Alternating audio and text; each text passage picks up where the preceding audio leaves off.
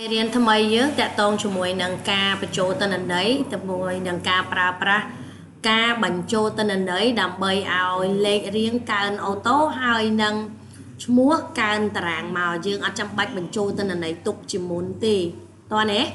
អញ្ចឹងអ្នកនរគ្នាធ្វើការបញ្ចូលជាមួយនឹងឈ្មោះវានឹងលោតបង្កើតជាតិកាពីមុនយើងទៅសេលេខរៀង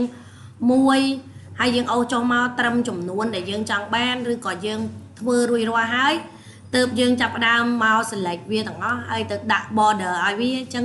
មកដល់ពេលនេះគឺយើងលែងប្រើអញ្ចឹងហើយគឺយើងបញ្ចូលទិន្នន័យទៅកន្លែងដែលយើងត្រូវការបញ្ចូលហើយវាលោតតារាងបង្កើតតារាងជាមួយនឹងលេខរៀងអូតូដោយខ្លួនឯង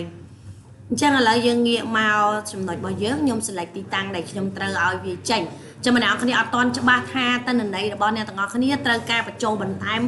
ប្រមាណតារាងទេអញ្ចឹងអ្នកគ្នា select ឲ្យរៀងច្រើនបន្តិចទៅអញ្ចឹងដោយសារខ្ញុំខ្ជិល scroll ទៅច្រើនខ្ញុំដាក់ប្រហែលជាប៉ុណ្នេះខ្ញុំចូលទៅខាងក្នុង conditional formatting ដែលនៅក្នុង home នេះគឺ conditional formatting ហើយខ្ញុំយក new row ខ្ញុំជ្រើសរើសយកអាក្រោមគេបំផុតនេះ use the formula to determine which cell to format អញ្ចឹងខ្ញុំជ្រើសរើសអាខាងក្រោមគេខ្ញុំដាក់រូបមន្តនៅខាងក្រោមនេះស្មើខ្ញុំចង់ឲ្យទិន្នន័យដល់ពេលដែលខ្ញុំបញ្ចូលឈ្មោះទិន្នន័យអញ្ចឹងខ្ញុំចុច F4 គឺដោយសារតែយើងត្រូវការឲ្យវាចុះទៅក្រោមបង្កើតតារាងថ្មីរហូតអញ្ចឹងកុំឲ្យវា load cell វាច្បាស់ជាចេញជាមួយនឹង lock អាស័យដ្ឋានកន្លាដាក់ដុល្លារនេះហើយអញ្ចឹងអ្នកនរគ្នាអាចប្រើជាមួយនឹង F4 ដើម្បីទៅ lock តាអក្សរ C column C បានហើយចំណែកឯ row យើងត្រូវការកើនរហូតអញ្ចឹងមិនបាច់ lock ទេស្មើ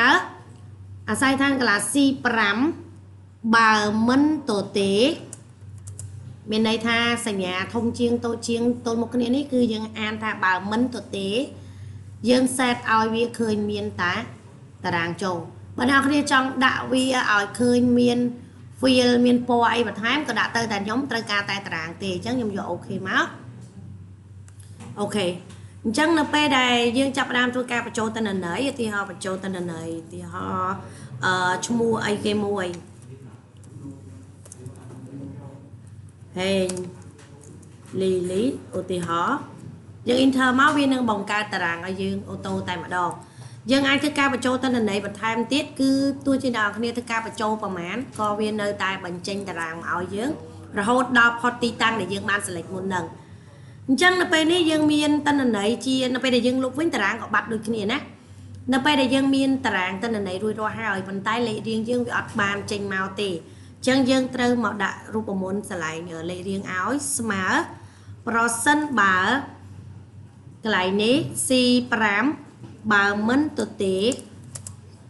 ខ្ញុំឲ្យវាឃើញអីលេខ1ខុសពីនឹង គឺមិនបាច់ចេញអីទេអញ្ចឹងយើងដាក់ប៉ុណ្នេះយើង enter មកយើងឲ្យនៅពេលដែលខ្ញុំអត់មានទិន្នន័យឈ្មោះនេះលេខរៀងខ្ញុំក៏អត់ចេញដែរពេលដែលខ្ញុំមានឈ្មោះអីមួយចូលមកឥឡូវខ្ញុំដាក់ Lily enter វានឹងចេញមកនៅពេលដែលខ្ញុំចូលមកអ្នកទី2ខ្ញុំ enter ខ្ញុំទៅសេឈ្មោះបន្ថែមប៉ុន្តែវាអត់ចេញលេខរៀងដដែលដោយសារខ្ញុំអត់បានអូសក្នុងករណីខ្ញុំអូសចុះមកវាបាជាចេញលេខ1រហូតរាល់ពេលខ្ញុំទៅសេឈ្មោះមកវាចេញលេខ1រហូតដោយសារតែកន្លែងនេះយើងគឺបញ្ជាក់វាឲ្យចេញលេខ1អញ្ចឹងវាច្បាស់ជាកន្លែងណាក៏ចេញលេខ1ដែរអញ្ចឹងដើម្បីកុំឲ្យវាចេញលេខ1អញ្ចឹងអ្នកនរគ្នាអូវាចុះមកក្រោមអូលេខរៀងហ្នឹងចុះមកក្រោមតែមួយមកហើយយើងមកកែរូបមន្តបន្ថែមកន្លែងនេះបើសិនជាវាមិនទៅទេយកB5 បូកនឹង1អញ្ចឹងវាកន្លែងនេះវាចេញលេខ1មកដល់ទី2វាច្បាស់ជាយកអ្នកទី1មកបូកអ្នកបាត់លេខ1អីអញ្ចឹងខ្ញុំ enter មកវានឹងចេញលេខ2អញ្ចឹងចាំមើលខ្ញុំទៅសេមើលថាតើពិតជាចេញលេខ3ឬអត់ខ្ញុំអូវាចុះមក